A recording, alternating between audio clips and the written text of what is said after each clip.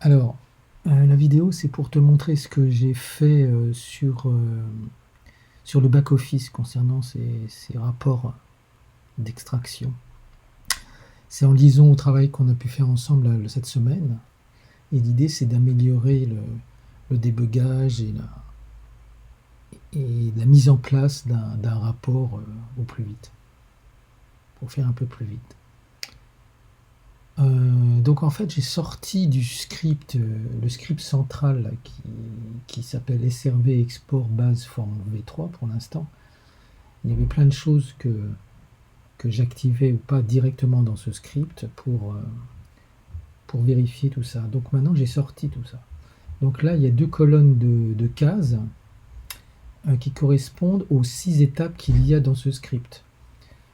Ces 6 étapes, pour info, elles sont paramétrées dans le back-office. Dans l'onglet divers, ici, j'ai mis les intitulés. Ces étapes, elles sont évidemment transversales sur tous les exports.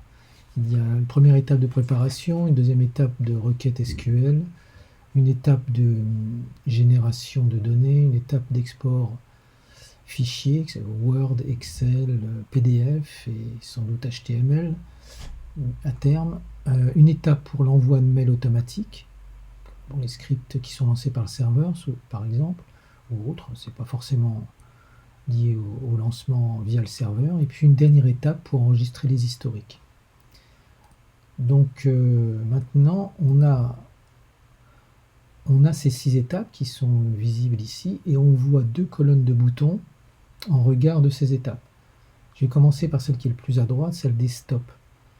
Ça permet de faire tourner le script jusqu'à une certaine étape. Par exemple, si on veut tourner pour débugger, pour vérifier les éléments, ne faire tourner le script que jusqu'à data, il suffit de cliquer sur l'étape data et on voit que le script va s'interrompre ici.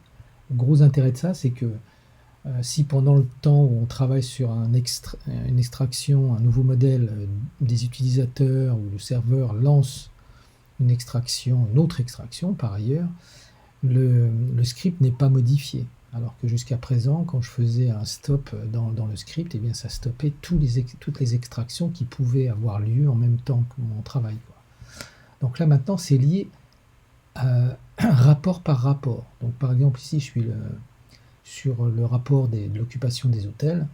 Et bien là, si j'avais besoin de le débugger, eh bien je pourrais interrompre le script à la première étape, à la deuxième, ou le faire jouer jusqu'à la fin, jusqu'à la 6e. Ça, c'est la première colonne, c'est la colonne des stops. Interrompre le script à un endroit précis pour débugage. La deuxième colonne, c'est la colonne des logs.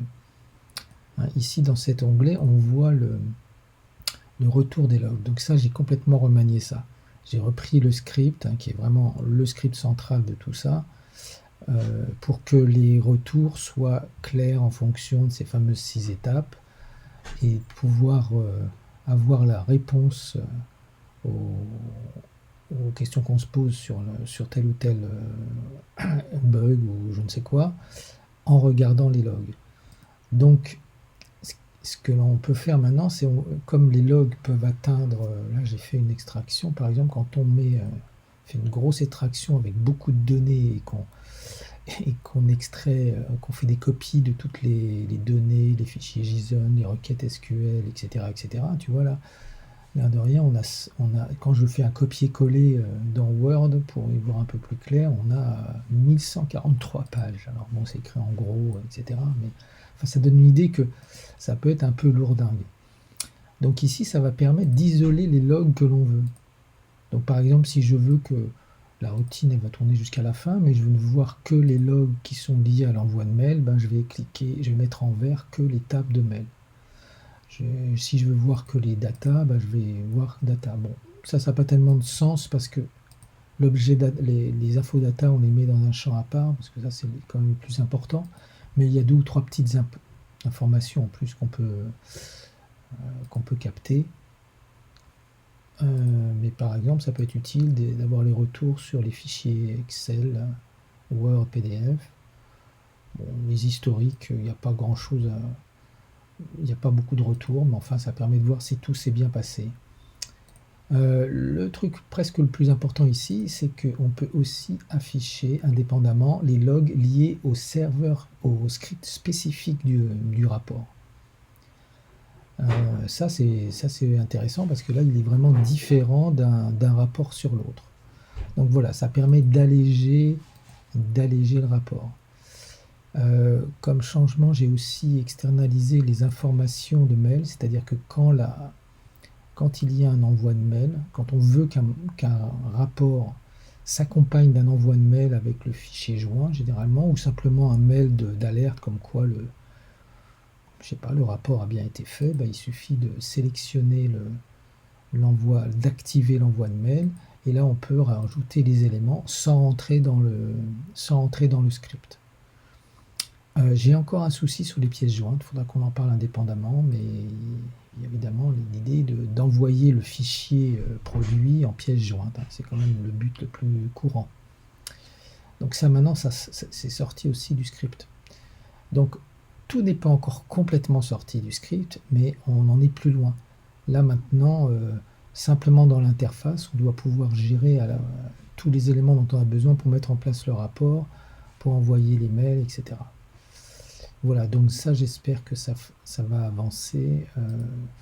Les notes, les remarques que l'on peut se faire entre nous sur le rapport, ça je crois que je te l'avais déjà montré.